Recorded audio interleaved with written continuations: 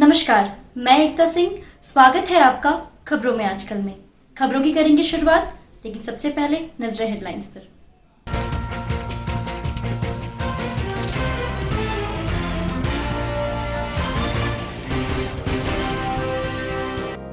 जहानाबाद के मलहचक में चोरी के इरादे से घर में घुसे चोर की करतूत हुई सीसीटीवी में कैद और नहीं हो सका चोरी करने में कामयाब।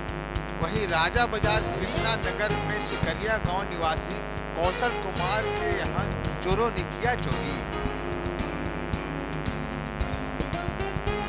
हुलासगंज थाना पर ग्रामीणों द्वारा किया गया प्रदर्शन। पुलिस द्वारा की गई कार्रवाई तथा पवन पांडे हत्याकांड के मुख्य अभियुक्त को गिरफ्तार करने को लेकर किया गया प्रदर्शन। पूर्व सीआरपीएफ जवान एवं कैंटीन संचालक हत्याकांड का हुआ खुलासा। प्रेम प्रसंग के कारण सुपारी देकर दोस्त ने कराई दोस्त की हत्या। बेलागंज निवासी धीरेन्द्र कुमार की ट्रेन से कटकर हो गई मौत। और जहानाबाद के हॉस्पिटल मोड़ स्थित एक निजी क्लिनिक में लोगों ने किया हंगामा, घंटों किया सड़क जाम। परिजनों ने बताया मौत का कारण डॉक्टर की लापरवाही।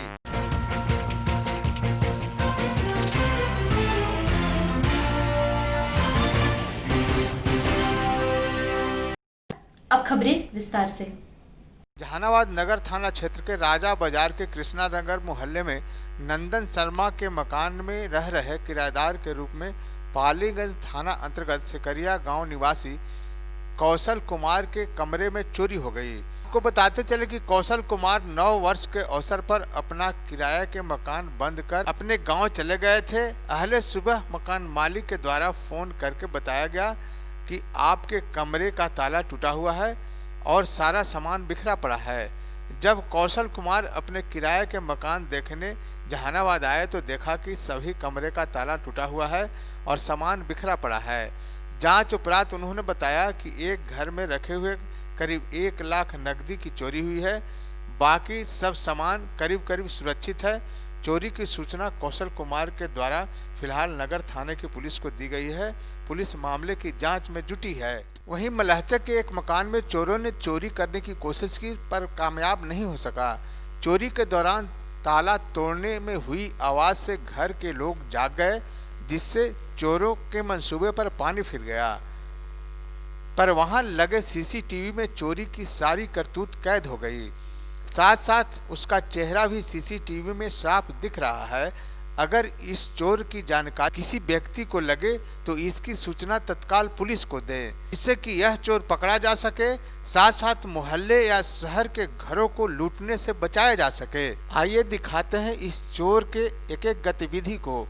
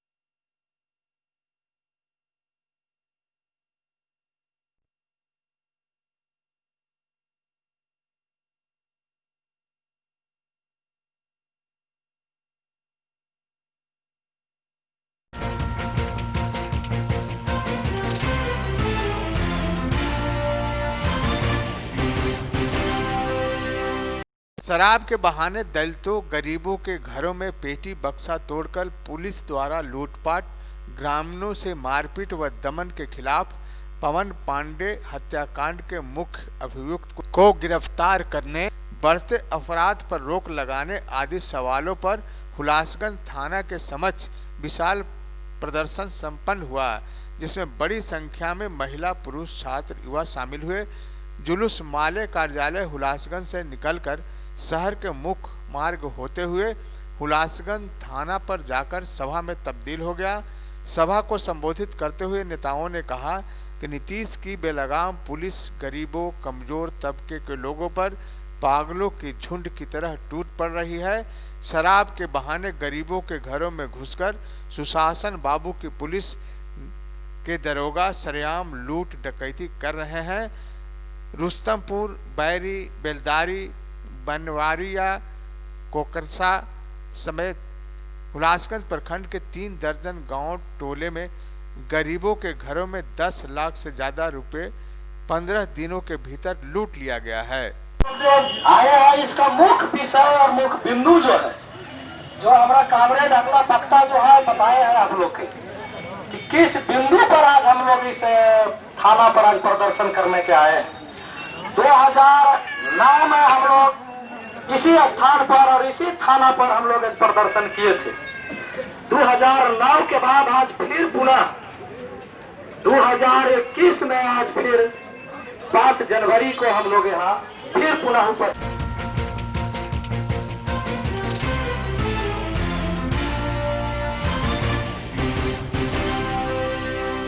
पूर्व सीआरपीएफ जवान एवं कैंटीन संचालक की कुछ दिन पूर्व हुए दिन दहाड़े हत्या के मामले में पुलिस ने खुलासा कर दिया है।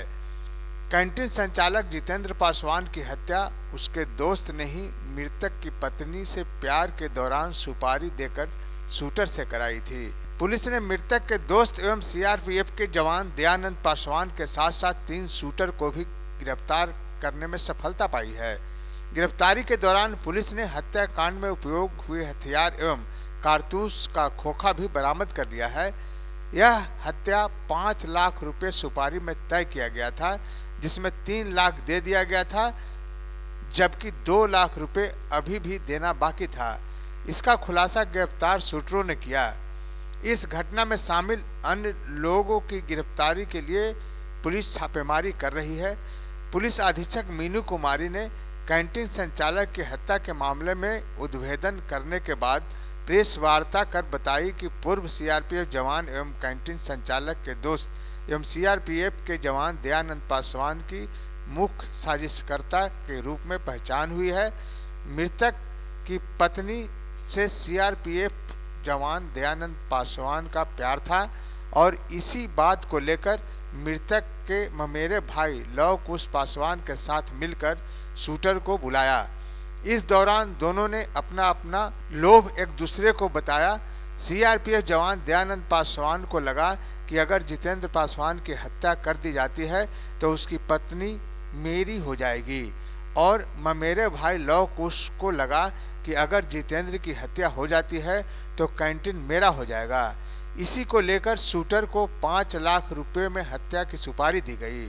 शूटरों के द्वारा जितेंद्र की हत्या के लिए पिछले कई दिनों से रेकी की जा रही थी और मौका पाकर 23 दिसंबर को दिन दहाड़े कैंटीन दुकान पर ही हत्या कर दी गई।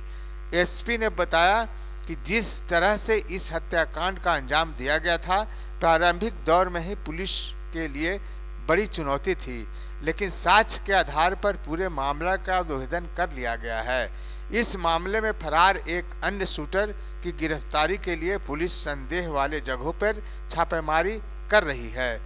पुलिस मृतक जितेंद्र पासवान की पत्नी से भी इसके बारे में पूछताछ कर रही है। प्रतिवेदित हुई थी हत्या की दिन दहाड़े, जो हमारा NH 83 है, उसी में एक कैंटीन संचालक थे, पूर्व पैरामिलिट्री के एक जवान थे जो कैंटीन का चलाते थे, और उनकी हत्या सुबह 10 बजे के आसपास उनके कैंटीन में कर दी गई थी गोली मारकर। हमारे पास शुरू में कोई क्लू नहीं था, बिल्कुल क्लूलेस थे हम लोग केस में, लेकिन घटनास्थल के सीसीटीवी फुटेज के आधार पे हम लोगों ने अनुसंधान प्रारंभ किया और सीसीटीवी फुटेज में दिखा कि जो शूटर है वो घटनास्थल से उसने 1-2 कॉल किए थे। उसी लीड के आधार पे डंप हम लोगों ने वहां का लिया घटनास्थल का, और डंप एनालिसिस करते हुए हम लोग आगे बढ़े और उसी के फॉलोअप में पता चला कि नालंदा जिला के 2 लोग हैं जिनकी पहचान शूटर्स के रूप में की गई।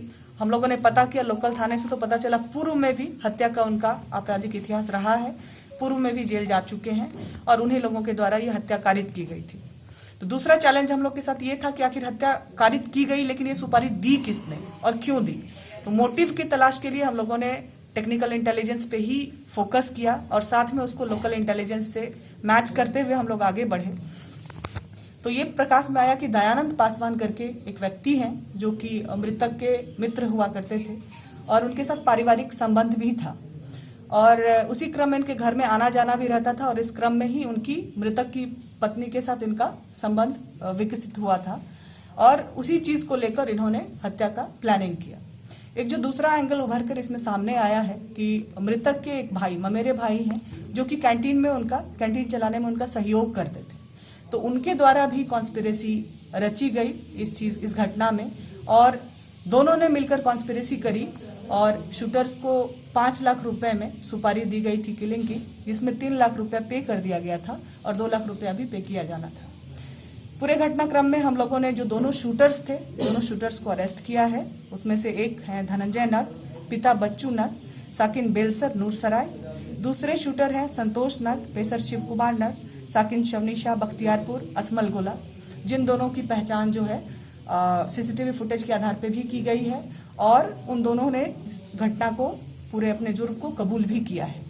उन्होंने जो राशि प्राप्त की है उन्होंने दयानंद पासवान के थ्रू ही प्राप्त की है, जो 3 लाख की राशि उनको मिली है। जी हाँ, दयानंद पासवान ने इस पूरी घटनाक्रम में अपनी संलिप्तता स्वीकार की है और उन्होंने अपने साथ अपने को एक्यूज्ड लवकुश के बारे में भी इसमें बताया है। इनका उद्देश्य था कि संभवतः मृतक की मृत्यु के बाद जो है उनकी पत्नी से ये शादी कर पाएंगे और लवकुश का उद्देश्य ये था कि कैंटीन उनको मिल जाएगा। तो टोटल अभी हम लोगों ने 4 लोगों को अरेस्ट किया है, बाकी के अनुसंधान अभी हम बरामद क्या उन्होंने घटना के क्रम में जो निकले वहां से जो शूट किया गया जिस हथियार को उसको फेंकते हुए निकले थे, तो बाद में पूछताछ के बाद कन्फेशनल स्टेटमेंट के आधार पे हम लोगों ने रिकवरी की है, आर्म्स रिकवर हुआ है। उसके लिए हम लोगों ने अलग से आर्म्स एक्ट का केस दर्ज किया है। इस पूरे मामला में मैडम जो है मृतिका की पत्नी का क्या रोल रहा है इसमें? मृतिका की पत्नी का जो अब तक हम लोग अनुसंधान कर पाए हैं, संभवतः उनको इस कॉन्स्पिरेसी की नहीं थी जानकारी, जो अब तक के अनुसंधान में आया है। आगे भी अनुसंधान हम लोग जारी रखेंगे और जो भी चीजें इसमें आएंगी उसके नालंदा जिले से और अपने जिले ये वर्तमान में पैरामिलिट्री में कार्यरत हैं। कहाँ में है? झारखंड में पदस्थापित है।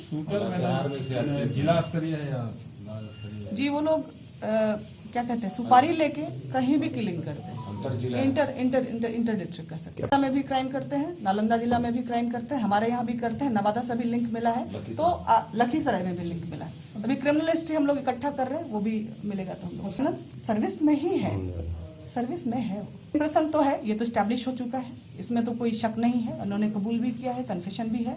जो दूसरा एंगल है कैंटीन को लेकर कि उसमें किसका स्वामित्व तो हो जाता, उस बिंदु पर अनुसंधान।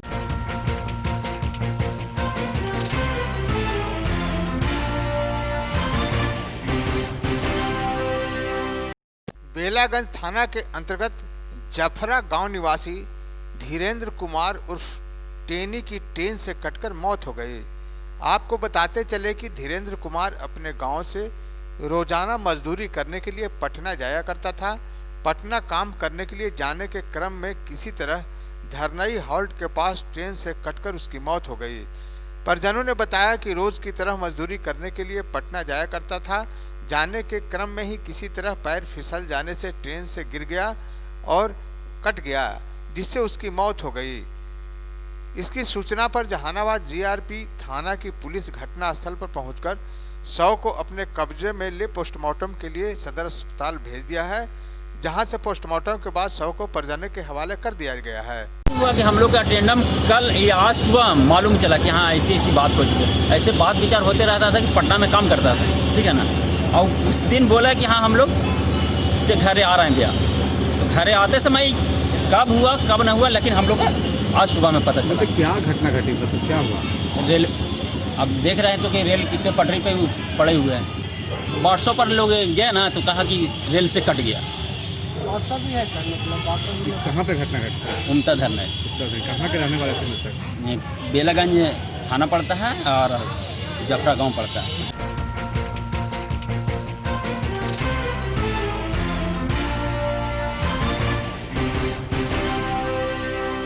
जहानाबाद शहर के हॉस्पिटल मोड़ स्थित एक निजी क्लिनिक में इलाज के दौरान 6 माह के एक बच्चे की मौत हो गई। इस घटना से गुस्साए ग्रामीणों ने गलत इलाज का आरोप लगाकर क्लिनिक में जमकर हंगामा कर तोड़फोड़ किया। हालांकि बच्चे की मौत के बाद क्लिनिक के संचालक समेत सारे कर्मी फरार हो गए। वहीं इस घटना से आक्रोशित लोगों ने हॉस्पिटल मोड़ के समीप पटना गया सड़क मार्ग NH 83 को जमकर बवाल काटा। घटना की सूचना पाकर मौके पर दल बल के साथ नगर थाना अध्यक्ष भी मौके पर पहुंच गए और जाम को समाप्त कराने का अथक प्रयास किया, परंतु नाराज ग्रामीणों ने पुलिस से भी धक्का मुक्की की। मृतक कल्पा ओपी क्षेत्र के बाजार टाली गांव के वीरेंद्र कुमार के 6 माह का पुत्र बताया जाता है। परिजनों ने बताया कि बच्चे को बुखार था, जो इसे डॉक्टर मणिकांत के यहाँ इलाज के लिए लाए थे, परंतु 10 मिनट के अंतराल पर ऑक्सीजन लगाया और उसकी मौत हो गई। मौत की भनक लगते ही डॉक्टर मणिकांत अपने सारे क्लिनिक के स्टाफ के साथ क्लिनिक में ताला लगाकर फरार हो गए। इधर मौत की सूचना मिलते ही परिजन आक्रोशित हो गए और हंगामा कर NH 83 को जाम कर दिया। वहीं इस जाम से NH पर छोटे बड़े वाहनों की लंबी कतार लग गई। इधर मौके पर पहुंची पुलिस ने काफी मशक्कत के बाद लोगों को समझा बुझाकर जाम को समाप्त कराया। मॉर्निंग में मेरा बच्चा सही था, तबीयत खराब था, फीवर था और यहाँ लाए और ऑक्सीजन लगाए, ठीक है, डॉक्टर मणिकांत के यहाँ, और 10 मिनट में बच्चा डेथ हो गया। और कंपाउंडर साहब ने बोले डॉक्टर साहब को कि बच्चा डेथ हो गया, डॉक्टर साहब यहाँ से भागी है। क्या लगता है कि डॉक्टर क्या लापरवाही हुई है? हाँ, बहुत लापरवाही है, कभी सुनाई है, बहुत लचर व्यवस्था भी है जहानाबाद डिस्ट्रिक्ट का। तो उसके बाद आप लोगों ने क्या किया? हम ही रोड जाम किए हैं, तो यहाँ के जो प्रशासन जी है वो लेडीज के साथ में हाथापाई किया है, गाली दे रहा है। तो क्या मांग है आप लोग? हम लोग का मांग है कि DM साहब आए, SP साहब आए और जो भी कार्रवाई है नियम अनुसार, उसके ऊपर नियम अनुसार कार्रवाई किया जाए। डॉक्टर लोग तो भाग गया है? हाँ, भाग गया। जो भी धारा लगना है उसके ऊपर धारा लगना चाहिए। ऐसा डॉक्टर जहानाबाद डिस्ट्रिक्ट में नहीं चाहिए। अच्छी बताइए, कहाँ घर हुआ, कहाँ के रहने वाले? हम बाजार डाली के हैं। अच्छा, क्या बच्चा, कितने साल का बच्चा था? कितने साल का बच्चा था? 6 महीना का बच्चा है। क्या हुआ था उसको? फीवर हुआ था, फीवर हुआ, इसके बाद लाया, 10 मिनट में ऑक्सीजन लगाया, 10 मिनट में बच्चा। 6 माह का बच्चा इलाज के लिए आया था डॉक्टर मणिकांत के। इलाज के क्रम में मृत्यु हो गई उस बच्चे की और उसी के विरोध में ये लोग क्लिनिक में तोड़फोड़ किया है, रोड जाम किया। किसी तरह यातायात तो अभी सामान्य करने का हम प्रयास कर रहे हैं और इनको जो लिख के देना होगा उस लिखित आवेदन के आधार पर जो भी कार्रवाई होगी पुलिस की जाएगी। पुलिस के साथ हाथापाई भी हुई है? हाँ, सूचना तो मिली है कि क्लिनिक में तोड़फोड़ की है।